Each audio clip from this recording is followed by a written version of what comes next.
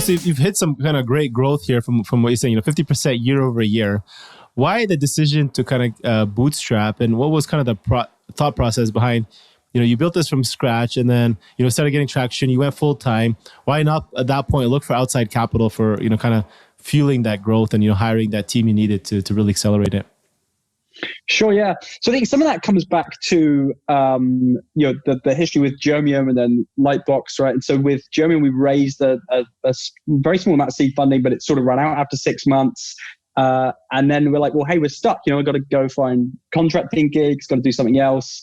Now, had we have had longer, could we have maybe made something of it? Potentially. I also think had we have not of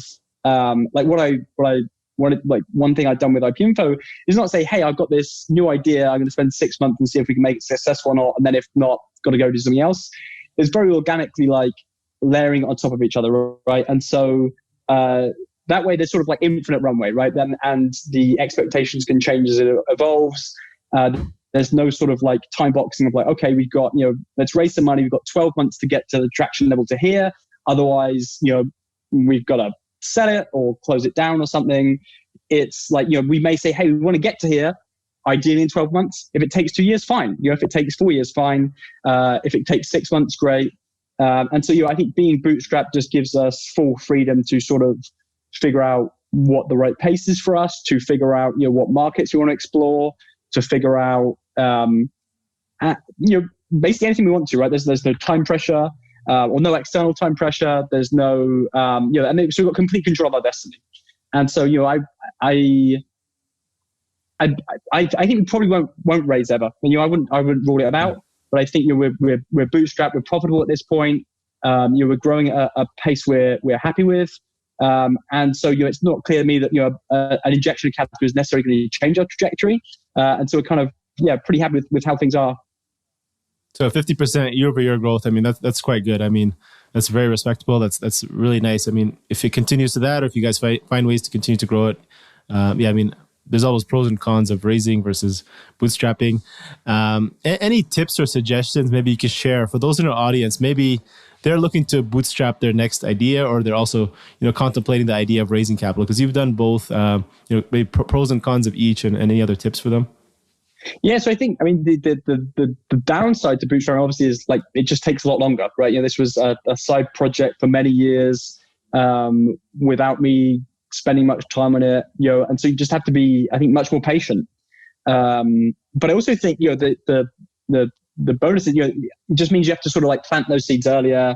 I'd worked on a bunch of different side projects, many with big ambitions for them that never became anything. Some with like IP Info, hey, this will be useful, but I don't know if it will be a business. And turned out to be a great one. I think the knowing that, hey, this could take years before it gets to a point where it could be a business, or could be generate revenue or whatever, and just kind of experimenting and doing a lot of different things you're interested in, and saying, hey, this could take many years. I mean, obviously the big benefit with raising capital is it kind of focuses you, like, hey, I get to spend my full time on this for 12 months, 2 years, whatever the runway is.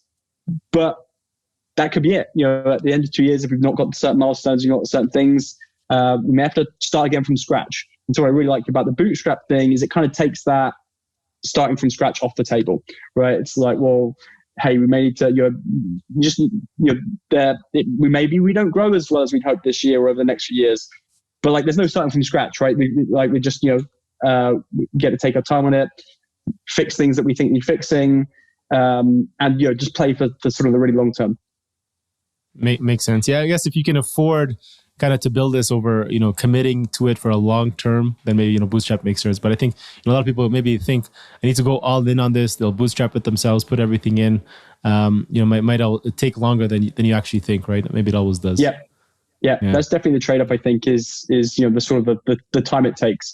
You see people raise money and then they can hire a bunch of really smart people, and that definitely, I think, can increase your chances of making something successful, right? but it also kind of ups the bar of where you need to get to. Yeah, absolutely.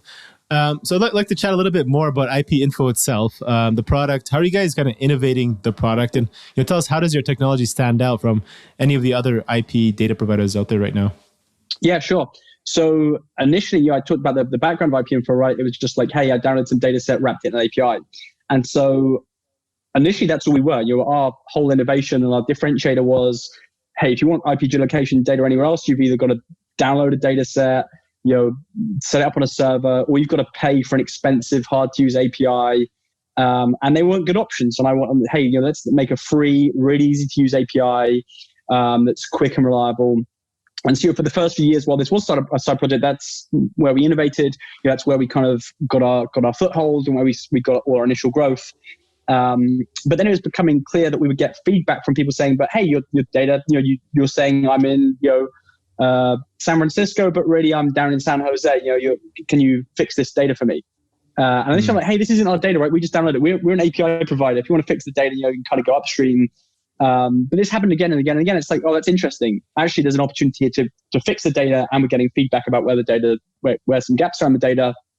And so then we kind of went down a path of, okay, let's just build out our own data that's really world class, high accuracy data. So we stopped getting all this feedback about data being broken. We can just kind of, people be like, oh wow, this is really great. The accuracy is really great. And then we'll get feedback on other data sets as well, right? Hey, you've, like I mentioned the ISP one, right? What's the ISP? What's the company? Is this IP address a carrier or not? And so, then we thought, hey, instead of just being great at the API piece, and we're sort of established there, let's make sure we've got really great data and world-class data as well. And so that we thought, oh, that should be easy. It should be done in 12 months. That's been a focus for many, many years now. And it's it turns out to be a really hard problem, but it's been really fun and rewarding, sort of solving that piece and making lots of progress there. And so, one key thing that differentiates us now is, we have the really easy to use API. We're really developer friendly, right? That's our roots. It's like, hey, we're just solving problems for developers. But now we also have really great data, and a great data team that's working on this. And so, a differentiator between us and other companies as well is that we have really great, highly accurate data. We update it daily. And we have a bunch of different data sets as well. So like I said, there's the geolocation, we do VPN detection, carrier detection. And so we're really focused on what context can we give you around an IP address. And so I mentioned there's the cybersecurity industry where we're growing, but we do try and be sort of industry agnostic. There are lots of different use cases. There's ad tech, there's marketing, there's website personalization, there's cybersecurity. And we really try and get a lot of feedback from our users on the different ways that they're using it and try and make data sets that are useful across all of those. And they tend to be sort of similar solutions. The one thing we do is IP type detection. So we'll say, given this IP address, is it most likely to be from a hosting provider, an ISP, a business or educational institution? Different use cases, but the same data can be used for different use cases. So, someone that's using a marketing or ad tech may be like, hey, I just want to advertise to people. I don't want to show ads to any automation or whatever. And so they can use that data and say, hey, I want to filter out anything that's not an ISP. But then, a cybersecurity person may have a use case of, actually, I just want to look at everything from a hosting provider, right? Maybe that's riskier or there's something else. And so we try and work out what are these data sets that we can apply broadly to all IP address space that also apply to a broad set of use cases. And so, it's been a lot of fun.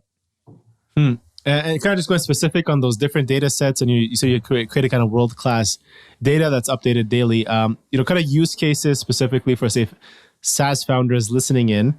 How can they use that to improve two things? One is what I hear, customer experience. And then also on the sales side, how are you increasing, conversions from the quality of leads? If you can speak about those. Yeah, sure. Yeah, and there's lots you know on this. And so, if we dive into the IP geolocation data set, so that is one where you give us an IP address and we'll tell you city level accuracy for this IP address. So you may say, hey, this is someone visiting from Seattle.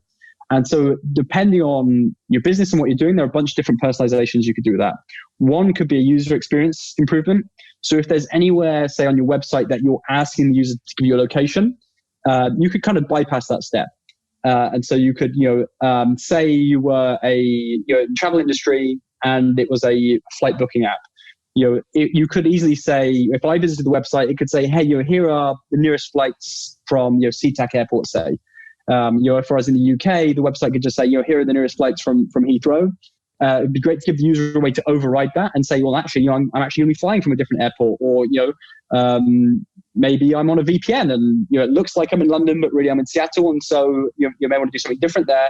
So it'd be great to give the user a way to override that. But lots of websites you go to, if you go to the Akeel website, I think the first thing that pops up is what country you're in. It's like, hey, I just wanted to order some furniture online.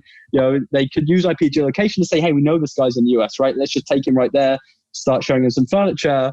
That would not only give the user a better experience, that would probably result in more sales, less frustrated users, and all these things. And so there's that user experience where if you want to know something about the user's location, if you're going to ask them for something, you can just kind of skip that step and jump right into providing value for the user.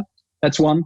Another way you can do that is, instead of personalizing the experience for the user, is using that information to help with marketing. So for example, on a user sign up form, for everybody that signs up, you may want to get their location for our IP geolocation. And then you could say, hey, we had a sign up from a user in Seattle, a user in London.